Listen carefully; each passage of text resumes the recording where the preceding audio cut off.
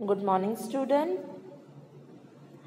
Geography portion, chapter number 3, motion of the earth. Now, in previous lecture, we will also learn about circle of illumination, rotation, tilt of the earth, axis, a imaginary line of the earth that's make join two poles, north pole and south pole, like this. This is called axis, north pole and south pole. This is an imaginary line, and we also look at the rotation of the earth. Rotation means earth rotate on its axis or move its axis, यानी अर्थ waste to east जब move करती है सिर्फ अपने ही axis पे, यानी अपनी ही जगह पर, ये एक्सिस है, अर्थ मूव करती है वेस्ट टू ईस्ट। और ये एक्सिस इसलिए है इस तरह से क्योंकि हमारी अर्थ टिल्ट है, झुकी हुई है, तिरछी है। हम सीधा एक्सिस नहीं ले सकते बिकॉज हमारी अर्थ टिल्ट है, झुकी हुई है, तो हमने उसका हाफ पोर्शन इसी तरह करेंगे जिस शेप में वो है। इसलिए ये एक्सिस इस तरह से है और हमारी अर्थ टिल्ट है। सन की जो रेज है अर्थ पे, देखो आप, जब अर्थ टिल्ट है सन की जो रेज ये इस तरह से आ रही है, तो हाफ पोर्शन पर ही सन की रेज रहेगी, पीछे का हिस्सा नहीं है। तो इस हाफ अर्थ पे डे, इस अर्थ पे नाइट है, इस हाफ पोर्शन पे डे, इस पर नाइट है। तो ये सिस्टम, अब ये जो धीरे धीरे वेस्ट टू ईस्ट जाता जाएगा, फिर ये पोर्शन जो होगा वो बैक आ जाएगा, ये पोर्शन जो होगा फ्रंट आ जाएगा। तो इस तरह आधे टाइम पे इधर रात होगी, आधे टाइम पे इधर डे होगा। तो ये सिस्टम जो है हाफ डे एंड नाइट का, 12 आवर्स यहाँ, 12 आवर्स यहाँ, ये पोर्शन जो है, ये सिस्टम जो है सर्कल ऑफ इल्यूमिनेशन कहलाता है। ये हमने कल देखा था। आज हम पढ़ेंगे except for places at the equator day is night are not equal in all part of the world. सही बात है कि हम ये देखते हैं कि जो इक्वेटर है, इक्वेटर हमने देखा था ना, इक्वेटर जो अर्थ को 2 पार्ट्स में डिवाइड करता है। तो ऐसा नहीं है कि यहाँ डे यहाँ नाइट है, एक्सिस के अकॉर्डिंग यहाँ डे है और यहाँ नाइट है, सन की रेज जहां से पड़ेगी, ठीक है। तो हम ये देखते हैं कि अर्थ पे पूरे वर्ल्ड में एक साथ दिन और एक साथ रात नहीं होते, आधी जगह दिन होता है तो आधी जगह रात होती। It is attribute to the inclination of the earth. Inclination यानी अर्थ का झुकाव, झुकने की वजह से अर्थ झुकी हुई है, इसलिए ये चीजें देखते हैं हम। They are unequal as we move toward the pole. Poles की तरफ जाते हैं तो हमें ये अनइक्वल दिखाई देता है। Here to the earth inclination to the plane of its orbit 66 half make one of the hemisphere to lean against the sun। अर्थ का 66 हाफ यानी अर्थ का इस तरह से झुकाव होना, अर्थ का इस तरह से झुकाव होना, और कितने टाइम में टिल्ट हुई है, कितने टाइम में इंक्लिनेशन है वो 66 पॉइंट हाफ, 66.5 डिग्री जो है वो झुकी हुई है अर्थ। यही वजह है कि अर्थ का एक पोल जो है ये सन की रेस पे आता है और एक पोल जो है वो नाइट यानी डार्कनेस पे आता है। क्योंकि देखिए सन की जो रेज है, सन की जो रेज है, north pole and south pole, sun की जो रेज है ये देखो, ये इस तरह से यहाँ तक ही जा रही है, यहाँ तक ही जा रही है, ये यहीं तक जा रही है, ठीक है। तो ये जो साउथ पोल है ये नाइट में है, तो अर्थ के झुकाव की, टिल्ट होने की वजह से एक पोल जो है 6 मंथ तक नाइट रहती है और एक पोल पर 6 मंथ तक डे रहता है।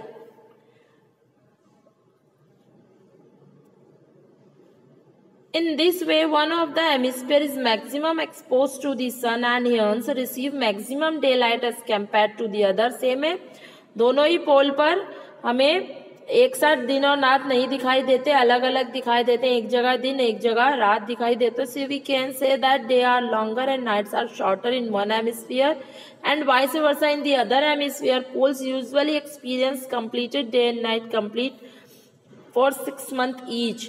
तो हमें इस टिल्ट की वजह से, इस इलिनेशन की वजह से, जो 66.5 पर झुकी हुई है अर्थ, उसकी वजह से एक पोल जो है सन के सामने रहता है और एक पोल जो है सन के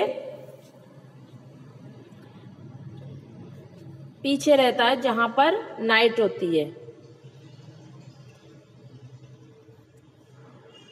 ये देखिए,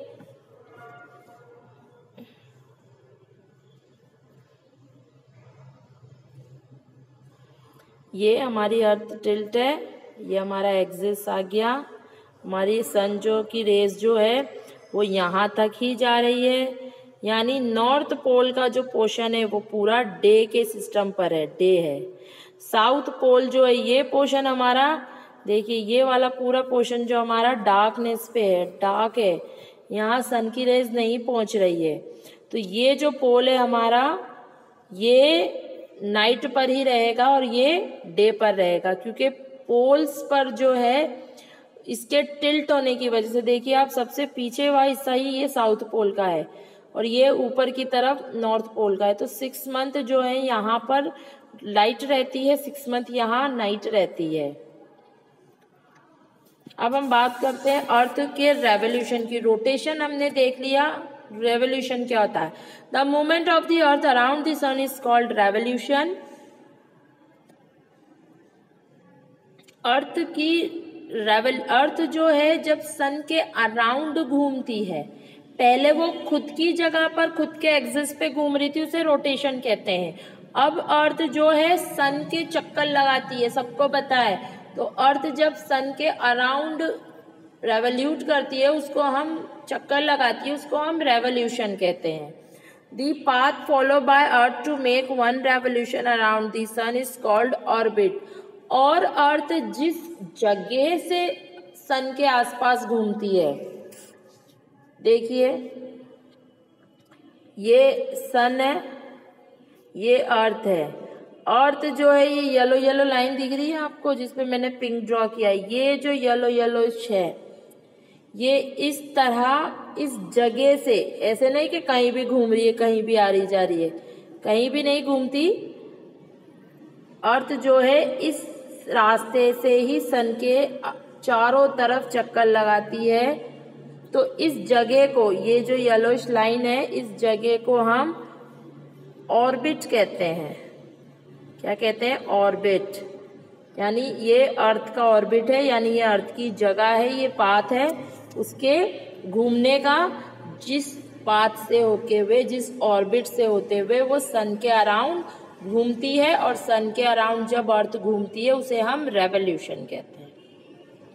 अर्थ revolve around the sun in elliptical orbit. Elliptical यानी ये गोल नहीं है, देखो आप लोग, ये आपको गोल नहीं दिख रहा है, ये आपको एलिप्टिकल यानी अंडाकार शेप, देखो बिल्कुल अंडाकार शेप में है, ये राउंड नहीं है.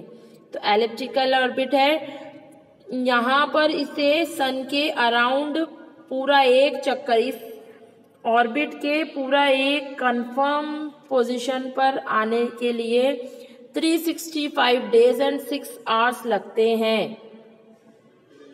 अर्थ को रोटेशन करने के लिए 24 आवर्स लगते हैं, और रेवोल्यूशन यानी सन के अराउंड घूमने के लिए उसे पूरे 365 डेज कंप्लीट लगते हैं. The average distance between the sun and the earth is 149 million kilometre. यानी सन और अर्थ के बीच का जो डिस्टेंस कितना है, सन और अर्थ के बीच का डिस्टेंस है 149 kilometre, sorry 149 million kilometre. But this distance is not always the same. लेकिन ये सिस्टम और ये जो डिस्टेंस है वो हमेशा सेम नहीं रहता, क्योंकि हमने क्या देखा है, ऑर्बिट कैसा है, एलिप्टिकल है, है ना, कहीं से ज्यादा बड़ा हो रहा है, कहीं से कम हो रहा है। देखा है ना आप लोगों ने, ये देखिए, ये यहाँ से यहाँ से देखो, यहाँ से बहुत डिस्टेंस है, यहाँ से बहुत कम डिस्टेंस है, तो डिस्टेंस जो है वो सेम नहीं है। It can be attributed to the elliptical orbit of the earth. ये किस वजह से है? क्योंकि ये ऑर्बिट जो था हमने देखा था वो एलिप्टिकल है, अंधकार है, इसलिए। At one point of the time the earth is close to the sun. एक टाइम आता है जब अर्थ सन के बहुत ज्यादा क्लोज हो जाती है, और उस क्लोजनेस को, उस पोजीशन को, जब अर्थ सन के बहुत ज्यादा क्लोज हो जाती है, उस पोजीशन को हम क्या कहते हैं? उस पोजीशन को हम पेरिहिलियन कहते हैं। क्या कहते हैं? पेरिहिलियन। पेरी जो है ग्रीक वर्ड है, इसका मतलब होता है अबाउट और around. It occur on January 3rd and the distance is 147 million kilometre. ये कब होता है? ये जनवरी 3rd होता है। जब जनवरी 3rd आती है तब ये हमें देखने को मिलता है। जब अर्थ का कॉमन डिस्टेंस क्या है? 149 मिलियन किलोमीटर है। और जब अर्थ सन के बिल्कुल करीब आ जाती है, जब अर्थ सन के बिल्कुल करीब आ जाती है उसको हम पेरिलियन कहते हैं। और वो कितने डिस्टेंस पे आ जाती है? 147 मिलियन किलोमीटर, यानी 2 मिलियन कम हो जाते हैं। तो हम इसे अर्थ और सन का बहुत क्लोज रिलेशन कहते हैं, जिसे हम पेरिहिलियन कहते हैं।